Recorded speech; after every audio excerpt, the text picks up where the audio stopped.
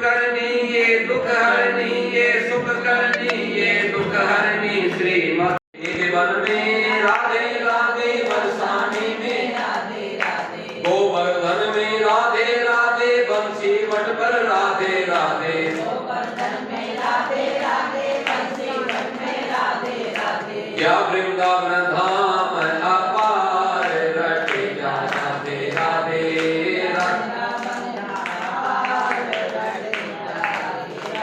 या वृंदावन धाम अपार, लीला नहीं जानत गुरु चेला, हार गए गुरु चेला, हार गए गुरु चेला। राधा राधा नामल बेटी सरकार जपे जा। हरि प्रेमियों, यहाँ पर राजा परीक्षित ने कलयुग को क्यों छोड़ दिया, ये प्रश्न जो है आज भक्ति महारानी नारद जी से कह रही हैं। जब नारद जी ने कहा कि कलयुग का दोष है कि संत बन गए, घर जब त्याग ही दिया, जब संत बन गए तो पाखंड क्यों करते हो? कहते भाई ये कोठी बंगले किसके हैं? कहते त्यागी जी के हैं। भाई जब तुमने संसार को त्याग दिया तो फिर कोठी बंगले तुम्हारे कहां से हो गए?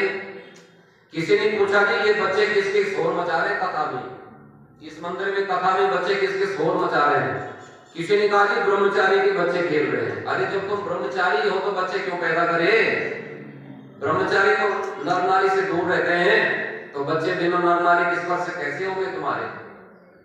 तो ये कलयुग का प्रभाव है। ब्रह्मचारी भी कहलाते हैं और बाल बच्चे भी हो रहे हैं।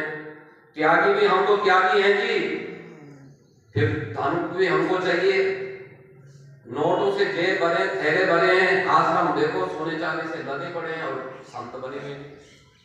तो ये कलयुग का प्रभाव है। आज भक्ति महारानी कहती है कि राजा परीक्षित ने जब तलवार निकाल दी थी कलयुग को मारने के लिए, जो कलयुग आज गौ को मार रहा है, बैल को मार रहा है, विश्व विजय के लिए निकले हैं परीक्षित महाराज, जब कलयुग को देखा तो तलवार से जो उसका सिर काटने लग गए। तो वो राजा को भगवान कह रहे हैं कि कलयुग को क्यों छोड़ दिया, क्यों जीवित कर दिया, क्यों बचा दिया, मतलब उसको हत्या क्यों नहीं कर दी, उसको नष्ट क्यों कर दी, क्यों नहीं कर दिया? तो यहाँ प्रश्न किया भक्ति महाराज ने। एक प्रश्न तो ये किया, ध्यान देना, और दूसरा प्रश्न क्या किया कि राजा परीक्षित ने इस अपवित्र कलयुग को रहने को क्यों दिया? और फिर ये दूसरा प्रश्न किया कि ये अधर्म जो ये पाप हो रहे हैं कलयुग में, ये भगवान कृष्ण से कैसे देखे जाते हैं? भगवान इनको सहन कैसे करते हैं पापों को? अर्थात हरि से ये अधर्म कैसे देखा जाता है? इन दो प्रश्नों का उत्तर नारद जी दे रहे हैं, ध्यान से सुनना। पहला प्रश्न का उत्तर दिया, राजा परीक्षित ने कलयुग को इसलिए छोड़ दिया क्योंकि इसमें एक महान गुण भी है। क्या गुण है? हाँ, बहुत अच्छा। यत अलम नास्ति तपसा न योगीन समाधिना तत् फलम लभ्यते सम्यक कलो केशव कीर्तना। जो फल इस कलयुग में बड़ी बड़ी तपस्या करने से, बड़े बड़े दान करने से, बड़े बड़े हवन करने से, बड़े बड़े अनुष्ठान करने से, बड़े बड़े जाप करने से नहीं मिलते, केवल वो फल इस भागवत कथा सुनने से मिल जाता है। 7 दिन में आप एक कथा सुनेंगे, ये फल आपको मिल जाएगा। और अभी हमारी बहन कह रही थी कलयुग के तारा सिमरे सिमरे मरे उतरहि पारा। गोस्वामी तुलसीदास जी कहते हैं कि कलयुग की एक महानता यह है कि केवल नाम श्रवण मात्र से, कलयुग का नाम, एक बार भगवान कृष्ण का नाम, कृष्ण 2 अक्षर वाला नाम मुख में आ जाए, हरि 2 अक्षर वाला नाम, शिव 2 अक्षर वाला नाम, राम 2 अक्षर वाला नाम, विष्णु 2 अक्षर वाला नाम, ये 2 अक्षर वाला नाम यदि जीवा में आ जाए और कानों में पड़ जाए, कानों में सुना हुआ हरि का नाम और जिह्वा से लिया गया हरि का नाम, ये दोनों नाम जो है कलयुग में जो है तुरंत फल देते हैं। समस्त कार्य सिद्ध करने की जरूरत नहीं है, बड़ी बड़ी कई सालों की तपस्या करने की जरूरत नहीं है आपको, बड़े बड़े करोड़ों रुपया खर्च करके लंदन लगाने की जरूरत नहीं है आपको, अरबों रुपया खर्च करके बड़े बड़े अनुष्ठान करने की जरूरत नहीं है आपको। बहुत जगह जगह तीर्थों में भागने की भी जरूरत नहीं है, सब तीर्थ यहीं आ जाते हैं जहाँ भागवत कथा होती है।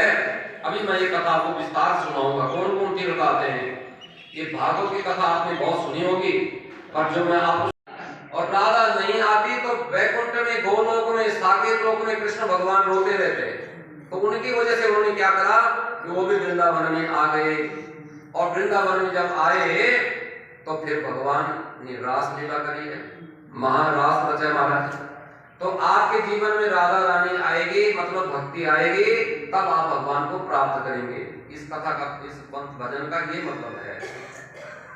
जो राधा नाम न हो तो रस राज विचारो रो, तो जो राधा नाम न हो तो रस राज विचारा रो, ना होता कृष्ण अवतार जय राधे राधे, ना होता कृष्ण अवतार जय। सतनाम भगवान का है, अकाल पुरुष को परम पिता परमात्मा जन्म मरण से रहित है, इसलिए उसको कहा सतनाम श्री वाहिगुरु। सतनाम का ना सत्य ही परमात्मा है।